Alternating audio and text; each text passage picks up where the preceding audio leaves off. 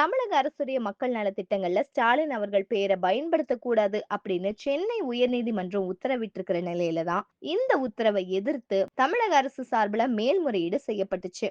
ஏடிஎம்கே முன்னாள் அமைச்சரும் மாநிலங்களவை எம்பியுமான சி.வி. சண்முகம் அவர்கள் சென்னை உயர்நீதிமன்றத்துல வழக்கு ஒண்ணு தொடுத்திருந்தாரு. அந்த வழக்குல தமிழ்நாடு அரசுடைய நலத்திட்டங்கள்ல முதலமைச்சர் ஸ்டாலின் பெயரையோ முன்னாள் முதலமைச்சர்கள் மற்றும் கட்சி தலைவர்களுடைய புகைப்படங்களையோ பயன்படுத்த தடை விதிக்கணும் அப்படின்னு கோரியிருந்தாரு. அந்த மனு இன்னைக்கு சென்னை உயர்நீதிமன்ற தலைமை நீதிபதி தலைமையிலான அமர்வு முன்னாடி விசாரணைக்கு வந்துச்சு.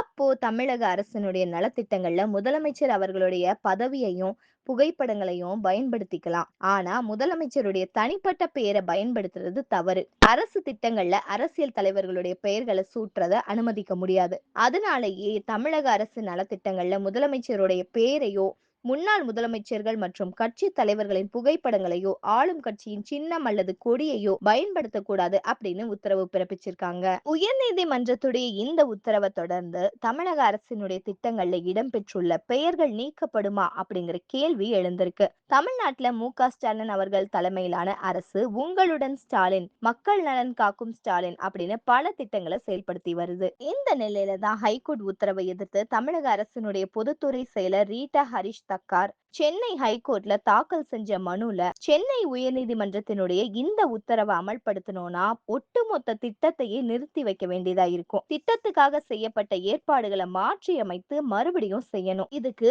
பல வாரங்கள் ஆகும். இதுக்காக செய்யப்பட்ட ஏற்பாடுகளும் வீணாகிடும். இந்த உத்தரவை அமல்படுத்துவது ரொம்ப கஷ்டத்தையும் பாரபட்சத்தையும் ஏற்படுத்தும். அதனாலேயே மக்கள் நலனும் பாதிக்கப்படும். அது மட்டும் இல்லாம அந்த வழக்கு நாளைக்கு துவங்க இருக்கிற நலம் காக்கும் ஸ்டாலின் திட்டத்துக்கு பொருந்தாது. உங்களுடன் ஸ்டாலின் திட்டமும் கடந்த ஜூலை மாசத்துல இருந்துதான் செயல்பட்டு வருது. இது இன்னும் சில வாரங்கள்லயே முடிவுக்கு வரும். இந்த திட்டங்கள் செயல்பாட்டுல இருக்கிறத விசாரணை அப்போ மனுதாரர்கள் ஒத்துக்கிட்டாங்க.